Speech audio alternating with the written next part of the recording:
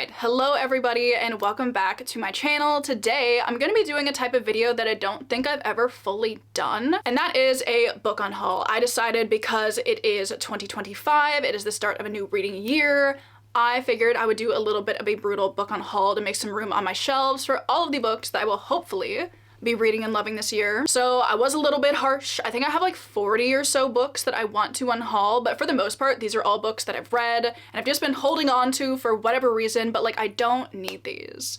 So I'm gonna be going through and showing you guys all the books that I'm getting rid of just because I thought it sounded fun. Initially, I wasn't sure if I wanted to do a book unhaul, but like I always click on book unhauls when I see them because I'm nosy and I want to see what people are getting rid of. So if you are also nosy and you want to see what I'm getting rid of, then stay tuned. Also, if I'm unhauling any of your favorite books, please don't take it personally. I actually generally really enjoyed a lot of these books. I just don't feel the need to have physical copies of them anymore. So like, don't worry. Also, I've seen people unhaul my favorite books, so I've been there and it does hurt. But shall we just get into it? I think so.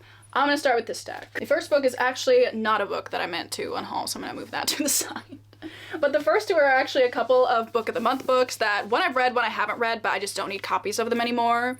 The first one being What Lies in the Wood by Kate Alice Marshall. I read this one last April and it was fine. It's kind of like a standard thriller type book. I also just realized I splashed so much wax on the spine of this book because I had all of my book of the month books stacked on my little side table and I had my candles in front of them. So there's like a little bit of, that'll come off, it'll be fine. But this is like a pretty standard thriller book. I think you're kind of following two girls that sent a killer to prison when they were 11, and it's kind of coming back to bite them in the ass a little bit. It was fine. I enjoyed it. I just would never reread this. Also, I just don't think I would ever reread a thriller in general.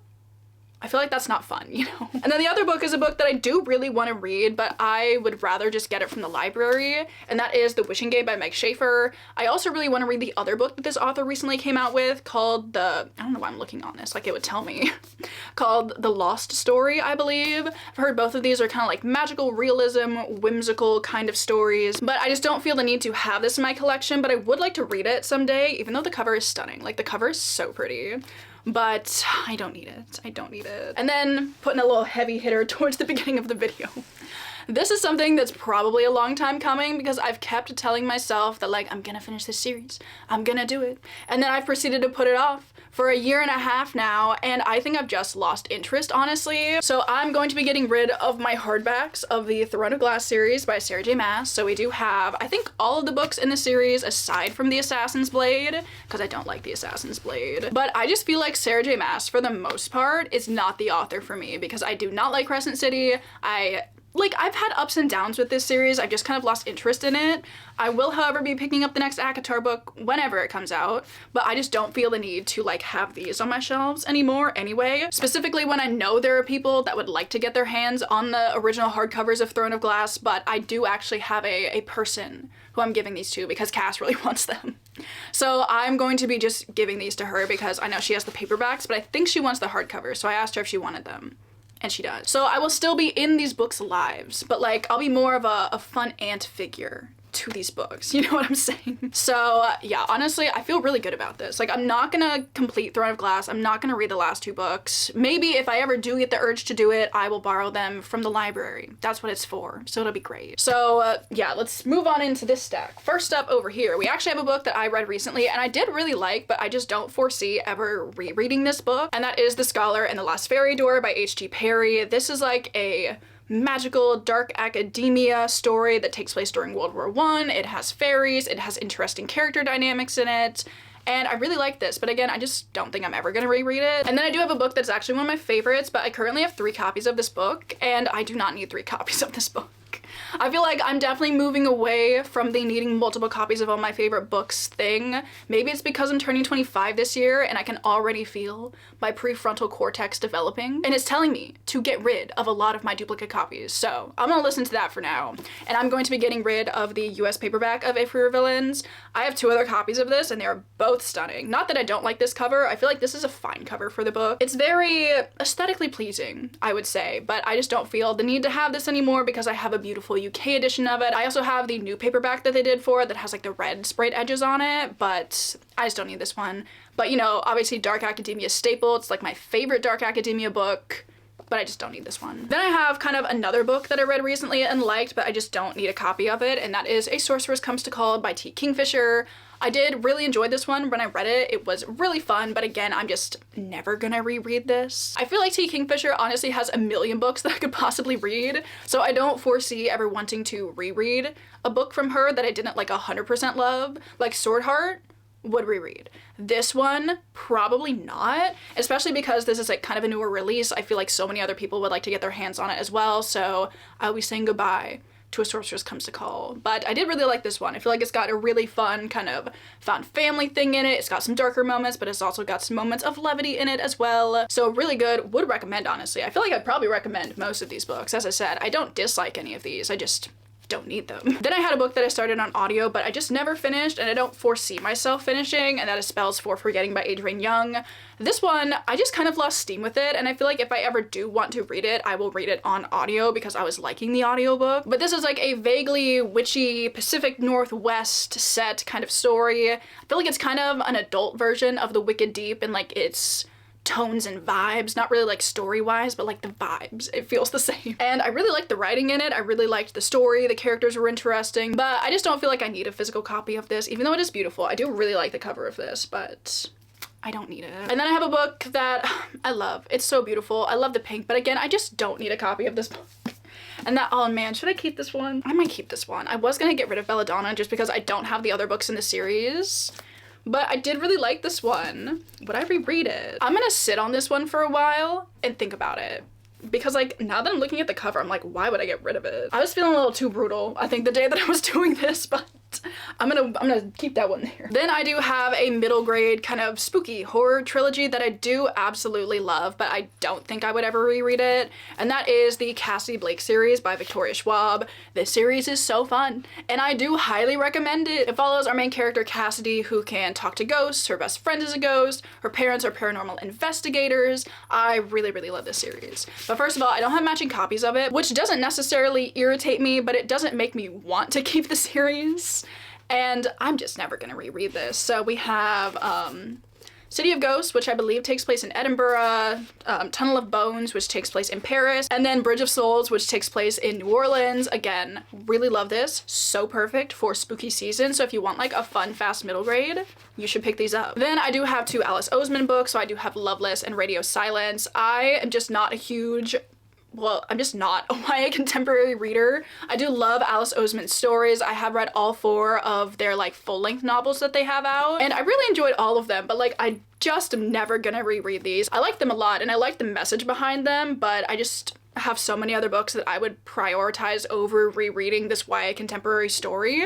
So we have Loveless, which is following our main character, Georgia, as she is kind of figuring out her sexuality, and then Radio Silence, that is following our main character, what is her name, Frances, as she is kind of graduating from high school, figuring out what she wants to do with the rest of her life. This one is also really fun, probably my favorite Alice Oseman book, but again, I just feel like somebody else could love and appreciate it more than I am doing, just having it on my shelves. And then along that vein, I'm also going to be unhauling this winter for like the exact same reasons. This is a novella that kind of takes place, I think during? Is it after or during? I think it's during Heartstopper. It focuses a lot on the deeper themes of mental health that are in Heartstopper, and it kind of novelizes it and gives a little bit more perspective into what Charlie's going through. So it was good. I liked this one too. Then I do have 2 books, which you might be shocked, honestly. But I am going to be unhauling my paperbacks of Clockwork Princess and Clockwork Angel. I am keeping my one of Clockwork Prince because Cass gave that one to me and she like annotated it. There's like a little drawing in it, and obviously I would never get rid of that. But like I had 3 complete sets of this series, which I absolutely do not need.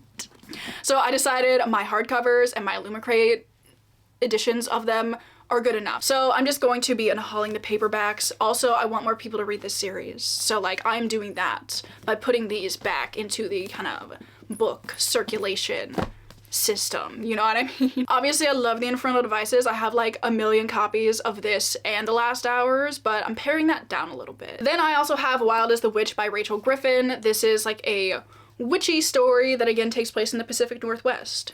Seems to be a theme. I liked this one a lot. I thought it was really fun. I liked the kind of hate to love thing our main characters had going on, but I would never reread this book. It never once would that occur to me. I am keeping the first one that Rachel Griffin wrote, which is The Nature of Witches? Yeah, I really like that one, and I might consider rereading that one at some point. But this one is honestly like just a little bit forgettable. Then I have The Haunting of Ashburn House by Darcy Coates. This is just a Darcy Coates haunted house book. Again, I would never reread it. I found the twist in this one to be like slightly convoluted, entertaining, but like a little bit convoluted. So I just don't feel the need to have this one on my shelves, but I definitely have so many other Darcy Coates books that I want to read, so I'll read those instead of like potentially rereading this one. And then I do have another V.E. Schwab book, and that is The Near Witch. I feel like a lot of people hate this book, when I think it is fine, honestly. If you go into this expecting it to be a debut novel, it delivers in the way that it needs to. It's like a witchy story that takes place in a small village.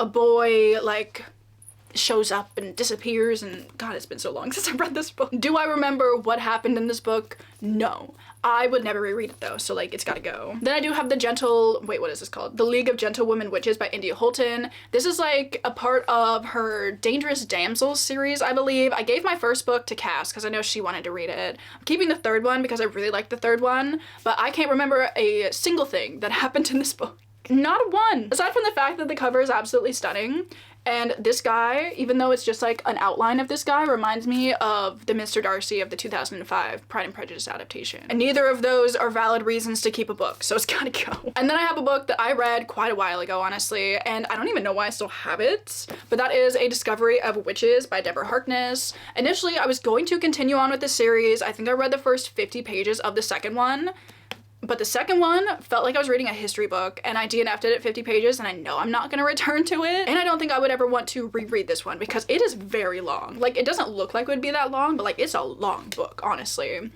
And it's fun. It's a good time. It's like, you know, witch vampire romance. They're looking for this special, manuscript thing. I feel like maybe you guys know what A Discovery of Witches is about. I think it's got a TV show and everything, but I just don't really feel anything towards this book anymore. And then I do have one more stack of books.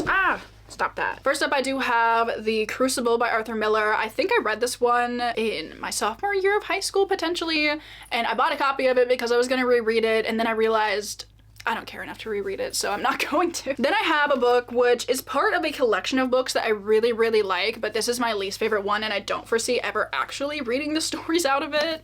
And that is Masterpieces of Terror and the Unknown, a treasury of bizarre tales, old and new, selected by Marvin Kaye. That's quite the subtitle for this book.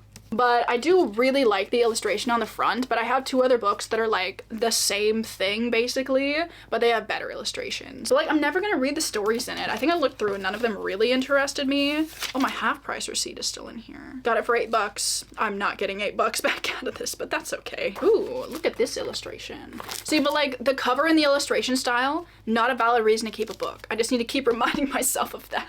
Then I have a book that I tried to read this summer. I started it. I was liking what I was reading, but I just don't think I care enough to read it, honestly.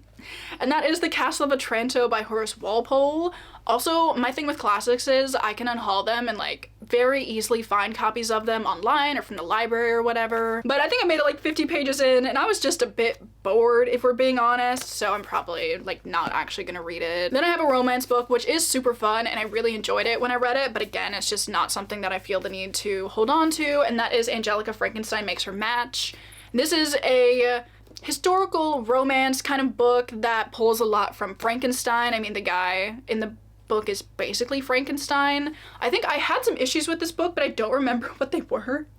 But I was just holding on to it because I really liked the cover. I thought it was really cool. I liked this one. I thought it was fun. I feel like it would be a good book to check out from the library if you want like a good spooky rom-com kind of thing. Then I do have another classic that I want to get rid of just because I'm not gonna read this book. It is way too long. I don't foresee ever like just casually wanting to pick this one up. So I'm going to be unhauling The Moonstone by Wilkie Collins. I really just loved the cover, which is not a valid reason to buy books. price. And I know that now. But when I bought this book, I don't think I was acknowledging that, frankly. But this is like a Victorian mystery kind of story. I feel like at some point in my life, potentially I will read this book, but that is not any time in the next decade, probably. So I'm gonna unhaul this one, even though I do love these Penguin English Library copies, but I have a bunch of others, so it's just not a priority for me. Then I have a book that I read a couple years ago, I think, and I actually did like it for the most part, but that is The Spellbook of Katrina Van Tassel by Alyssa Palumbo.